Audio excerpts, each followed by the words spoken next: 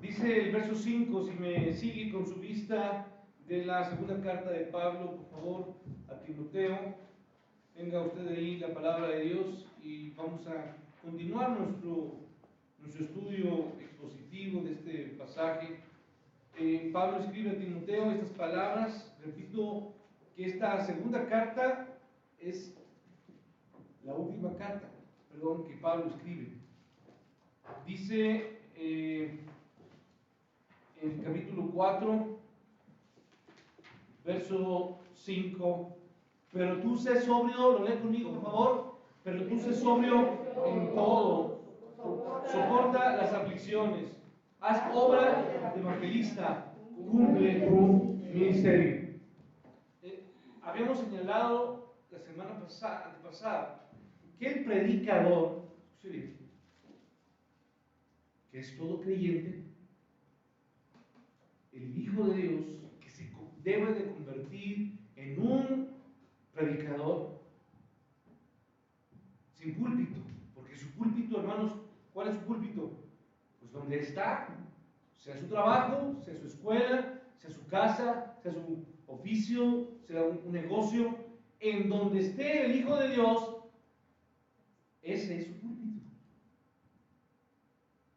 Ese predicador, ese hijo fiel, no busca y no debemos buscar en ningún momento hacer lo que el mundo hace. Usted de repente ve en la televisión que todo el mundo se ocupa sacos largos, y ¿qué hace usted? ¿Se compra qué?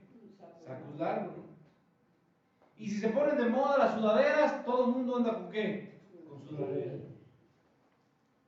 Apenas vemos que alguien se viste de una forma o todo el mundo se empieza a vestir de tal manera, y usted y yo, pues como, no está mal, ponernos a la moda. No. Sí, ahora sí como podemos ocupar la frase, si te acomoda, ¿verdad? Pues te pones a la moda, ¿no? Yo nunca he participado en algunas modas que creo que no se verían muy bien. No me atrevería, usted me ve el próximo domingo con mi cabello rosa, así rapado, no sé cómo me verían, pero bueno, hay muchos jóvenes que los veo y digo, bueno, no se ven tan mal esos muchachos. Yo ya no soy un muchacho y quizá no me vean tan bien, entonces no se pone uno todo, pero lo que sí tenemos que cuidar es que el mensaje de salvación no puede ser flexible o ponerse a la moda. Eso sí no. Hoy el discurso de muchas naciones, inclusive de muchas religiones, es ser tolerante. Nosotros no podemos hacer eso. No podemos ser tolerantes. Porque Dios no soporta ni tomará por inocente a quién, hermanos. Entonces no podemos satisfacer el ¿qué, hermanos? El oído. Porque dice el capítulo 3 del que tanto vimos, que muchos se acercarán porque tendrán ¿qué, hermanos? ¿Comezón de qué? De oír.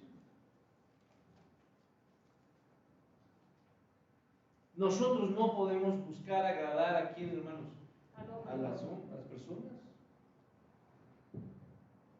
Es que yo no le hablo a mi mamá de Dios porque mi mamá se enoja. Pues hermanos, tiene que hablarle. No estoy diciendo que todo el tiempo, ¿verdad?, usted va a hacer, pero tiene que hacerlo. Y tiene que decirlo, mamá, lo que tú estás viviendo o lo que tú necesitas es acercarte a Dios, pero en verdad no acercarte a una veladora o no acercarte a un ídolo, porque ellos tienen oídos pero no oyen. No puedes acercarte a una imagen y arrodillarte y hacer rezos a una imagen de una mujer, porque ella no tiene ninguna capacidad. Es más, porque la morenita simplemente ni siquiera existió históricamente. ¿O existió la morenita, no?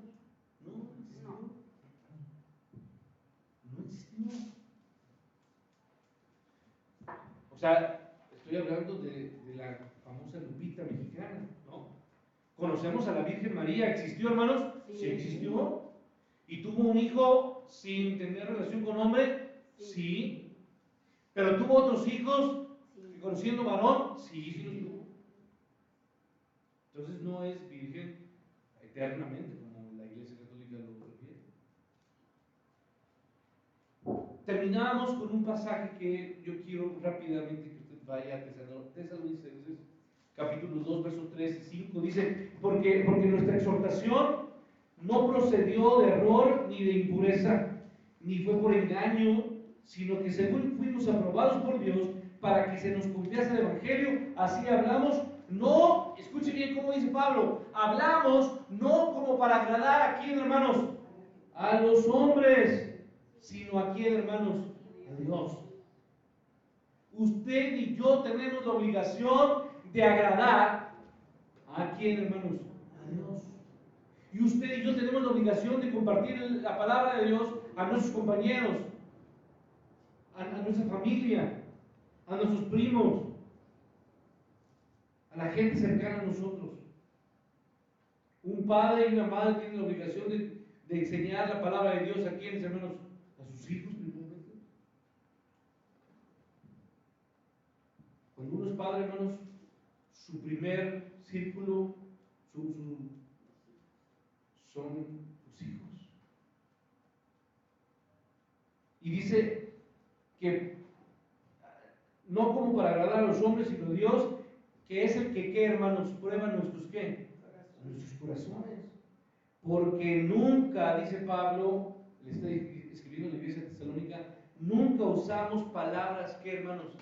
Lisonjeras. Como sabéis, ni encubrimos avaricia.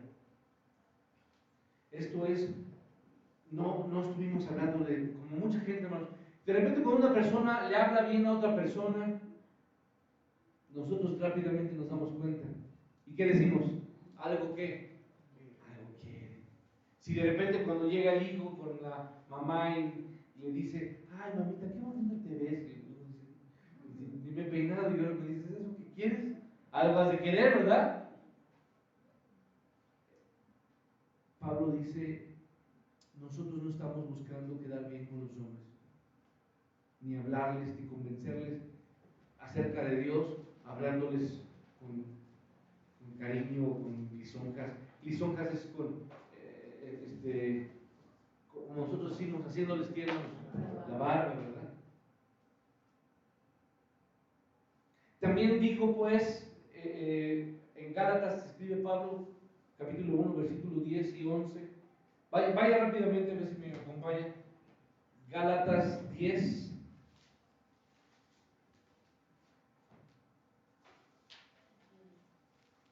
Gálatas 1, perdón. Nadie me corrigió porque Gálatas no tiene 10 capítulos. Gálatas 1, verso 10. ¿Qué dice? Pues, ¿busco ahora qué, hermanos? ¿El favor de los hombres o el de Dios? ¿O trato de agradar a los hombres? Pues si todavía agradar a los hombres, esto quiere decir aquí, hermanos, hago pausa. Pablo antes, ¿a quién andaba agradando, hermanos? A los hombres. Él reconoce que él buscaba agradar a los hombres. Dice, pues si todavía agradara a los hombres, no sería yo siervo de quién? Siervo de Cristo. Entonces, dice el versículo 11, mas os hago saber, hermanos, que el evangelio anunciado por mí no es según, ¿quién, hermanos? Hombre. Y en otra porción bíblica, Pablo escribe en el capítulo 4 de los Corintios, dice, porque no me predico a mí mismo, sino a Jesucristo como Señor. Nuestra tarea, hermanos, lejos de hablar simplemente de Dios, porque ojo, hermanos, podemos perder, tenemos que predicar de Dios, pero no podemos predicar de Dios un verdadero evangelio si no predicamos, si no hablamos de quién, hermanos, de Jesucristo. La gente tiene que conocer al Salvador, y el Salvador no es Dios, es Jesucristo. La gente tiene que saber y conocer a Jesús. Él es el Salvador. Entonces, esto es parte de nuestra tarea. Nuestra obligación es tener una actitud de disposición a predicar la palabra, a tener sobriedad, madurez, responsabilidad, porque somos responsables de Dios, ante Dios. Y tenemos que hablar la palabra de Dios a toda persona. Ahora, ¿cuál es el costo? La actitud es esta, hermanos.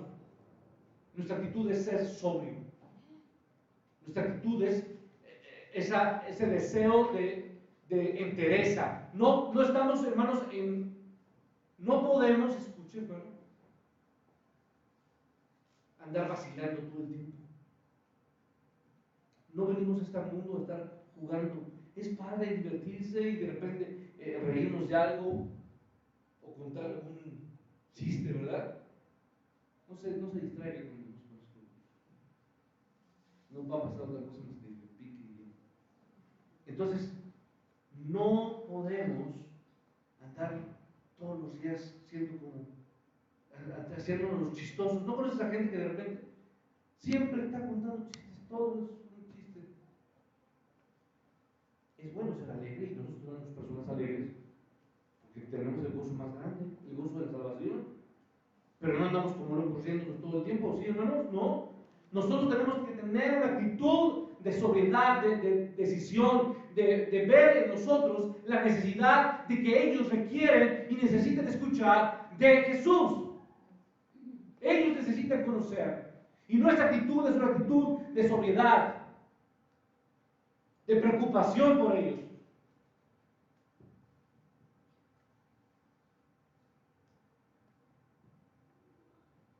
Hay gente cercana a usted que necesita escuchar de Cristo. Y usted ha dejado pasar y está perdiendo el tiempo. Está vacilando. No puede perder el tiempo. Lo dije por la mañana, hermanos. Dios le demandará, me demandará a mí, le demandará a usted su tarea de predicar, ¿qué, hermanos? La palabra. Y el tiempo, hermanos, está ¿qué? Pasando. Y el tiempo no, ¿qué, hermanos? No regresa, no perdona. Hay gente que usted tiene que hablarle hoy mismo. No se espere, ¿eh? Háblele hoy. Comparta, haga una oración. Puede ser su madre, puede ser su hijo, puede ser alguien cercano a usted, un compañero que sabe que está enfermo y necesita escuchar la palabra. Yo no sé si le ha pasado, pero de repente cuando usted habla con alguien o por teléfono, por un mensaje, y de repente le dice, gracias porque necesitaba escuchar algo como esto. O cuando de repente dice, no sé, pero tú siempre tienes algo bueno que decir. Ahora, hermano, voy al costo de este servicio a Dios, de esta tarea valiosa de convertirnos en hijos de Dios que en donde quiera que están son predicadores. Hay un costo. Vea conmigo el verso 5 que sigue diciendo. Tenemos que ser sobrios, sí, pero también tenemos que ¿qué? Soportar. ¿Soportar qué, hermanos? Las aflicciones. Este es el séptimo mandato que Pablo le da a Timoteo. Soporta. ¿A quién le gusta, hermanos, esto? No nos gusta. No nos gusta soportar. Porque algunos van a decir, es que hay cosas que son, ¿qué, hermanos? Insoportables. Hay situaciones y algunos dirán, y personas, pastor, que son insoportables. El verbo griego, cacofate, o cacofate, literalmente, ¿sabe qué significa? Sufrir el mal. Pablo usó esta misma forma verbal en el capítulo 2, verso 9. Rápidamente, váyase al 2:9 de la segunda carta.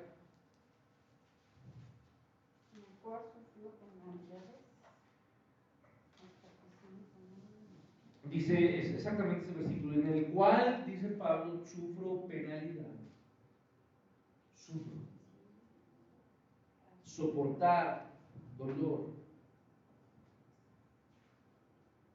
Pocos versículos antes, inclusive, del capítulo que tenemos, ahí en el versículo 3, por favor, si me acompañan, 4:3 de la segunda carta, ¿qué dice el texto? Porque vendrá tiempo cuando no que sufrirán. Este verbo sufrir penalidades, sufrir. Entonces, lo que quiero decirles, hermanos, es que en el tiempo en que Pablo escribe esta carta,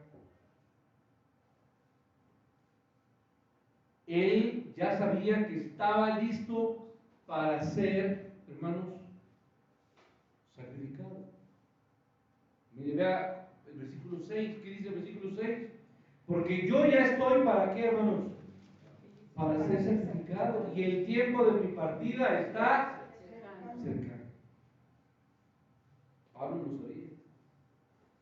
Y durante muchos años, y yo quiero que vaya un pasaje donde se describe mucho de la vida de Pablo, se resume todo lo que él vivió. Vaya a la segunda carta de Pablo a la iglesia de Corinto, capítulo 11. Quiero que ustedes, especialmente los que son más jóvenes, vean el ejemplo de vida de este hombre. Él es un ejemplo para muchos de nosotros. Segunda carta de Pablo a los Corintios, capítulo 11. Vea todo lo que, repito, él enfrentó. Dice versículo 11, versículo 23, ¿en qué? En azotes sin número, en cárceles más, en peligros de muerte muchas veces. ¿Me va siguiendo? Versículo 24, de los judíos que 5 veces he recibido 40 azotes menos uno. Verso 25, 3 veces he sido azotado con varas, una vez apedreado, 3 veces he padecido naufragio. Una noche y un día he estado como náufrago en alta mar. 26, en caminos muchas veces, en peligros de ríos, peligros de ladrones, peligros de los de mi nación, peligros de los gentiles, peligros en la ciudad, peligros en el desierto, peligros en el mar, peligros entre falsos hermanos. 27, en trabajo y fatiga, en muchos desvelos, en hambre y sed, en muchos ayunos, en frío y en desnudez. Y el versículo 28 dice, y además de otras cosas, sobre él que sentía, hermanos, se agolpaba cada día la preocupación por todas las iglesias. Hermano, un ejemplo tan maravilloso como el de Pablo, en serio no lo hay. Un hombre que conoció el sufrimiento. Usted y yo nos quejamos de tantas cosas, pero usted se queja, hermano, de cosas que no tienen muchas veces que ver con servir a Cristo. Usted se queja porque lo de los pies porque fue al centro, pero porque fue a comprar cosas para no sé qué cosas, ¿me explico? Pero no fue porque fue a predicar la palabra de Dios. Pero en el Zócalo, todos los días hay hombres que predican la palabra de Dios. ¿Sí o no, hermano? Sí. Ahí están predicando.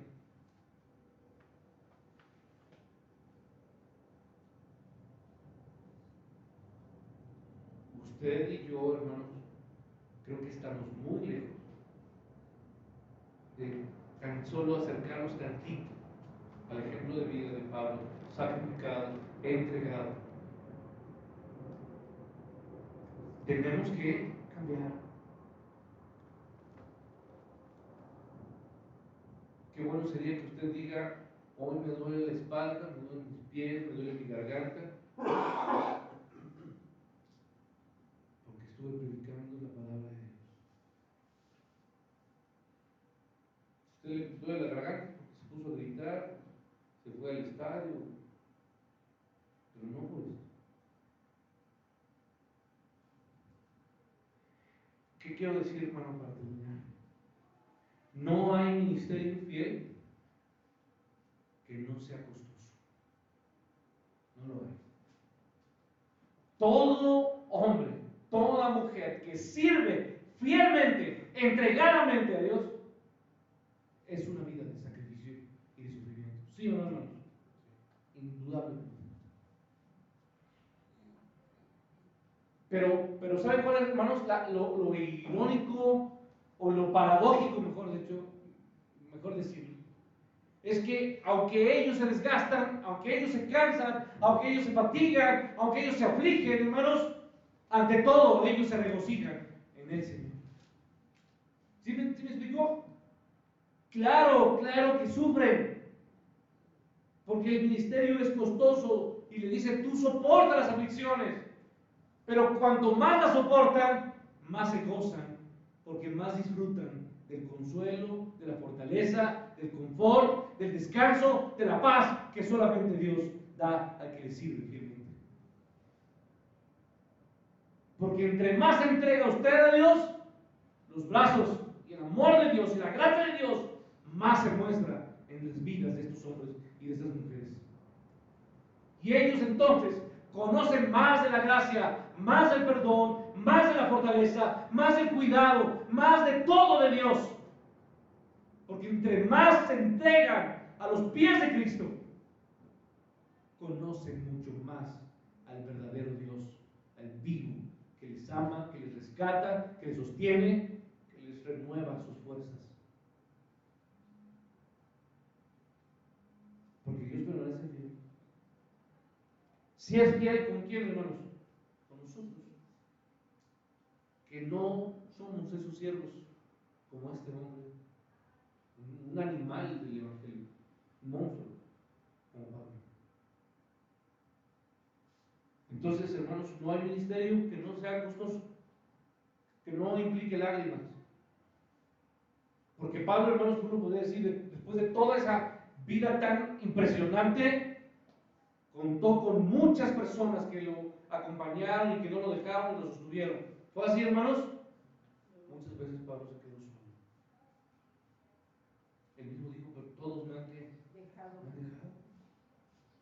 Solo Demas habla, dice. Un ministerio sin dolor, escuchen bien, un ministerio, y voy a poner el ministerio entre comillas, sin dolor, ¿sabe qué es? Es un ministerio superficial. ¿Sí? Él cree que está sirviendo a Dios, pero en realidad le está dando a Dios lo que le sobra. No quiere sacrificar ¿qué? Nada. Le da a Dios cuando quiere, cuando le acomoda, cuando puede, cuando le sobra. Le sirve de esa manera. Y entonces, hermanos, las bancas están ahí de gente que viene a una iglesia, pero que su posición es estar allí. Porque vienen a la iglesia esperando recibir, en lugar de entender que cuando se viene a la iglesia se viene a dar, no a recibir.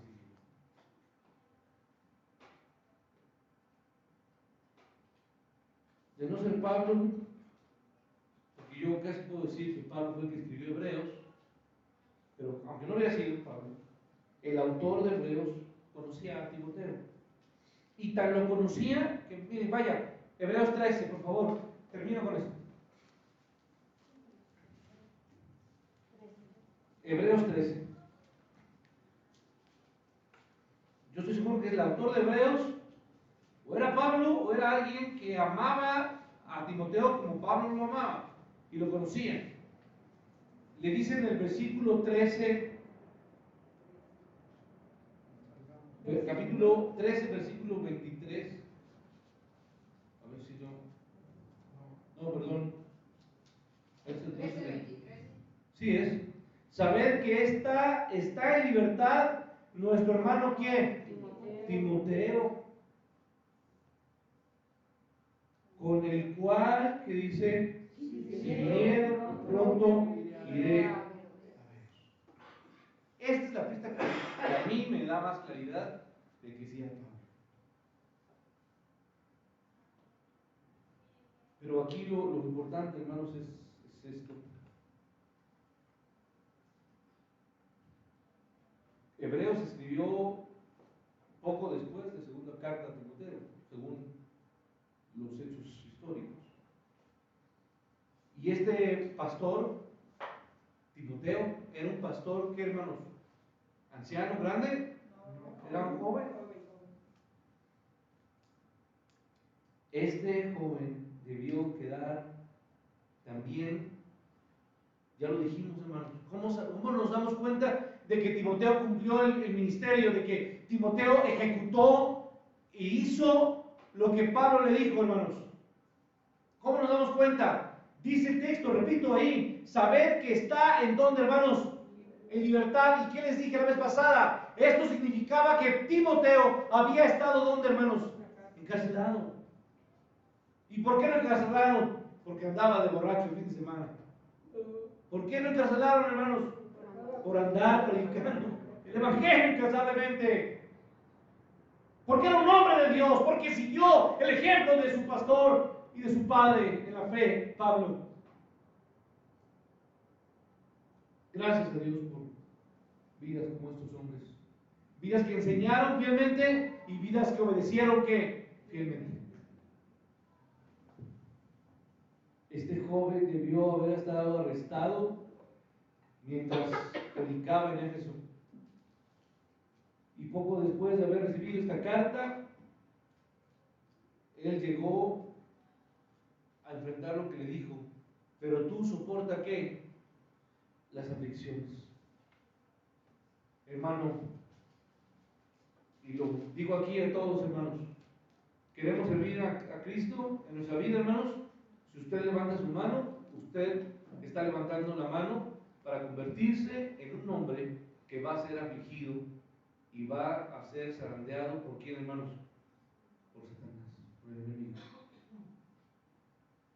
Sin embargo, hermanos, ¿sabe qué? Nos dice la palabra de Dios, pero yo he orado para que no te falte la fe. Yo he orado por ti. ¿No le dice eso?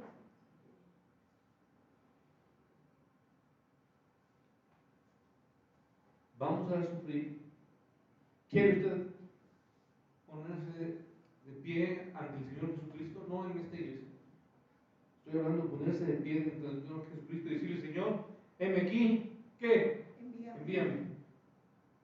Úsame. Tómame. Capacítame. Envíame. No sé mucho, pero voy a ir. Quiero que lo hagas. Y me pongo de pie aquí. Y me pongo de pie como testigo donde yo quiero ser fiel a ti. Y muchas veces voy a recibir desprecio de mi familia, de la gente, de personas, y voy a ser criticado y juzgado. Pero yo quiero ser fiel a ti. Levanto mi mano, Dios, para decirte, aquí estoy yo. Toma. Y úsame. Padre, gracias por ese tiempo juntos en tu palabra. Haz que nosotros tengamos ese deseo ferviente de amarte, de servirte con todo el corazón, teniendo la actitud de sobriedad, de interés, de preocupación por las almas, pero también sabiendo, cuando levanto mi mano y te digo, Señor, tómame y úsame, invariablemente voy a enfrentar y tener que soportar penalidades, tener que soportar sufrimientos. Pero confío, Señor, en que tú nunca me dejarás. Tú eres el Dios que nos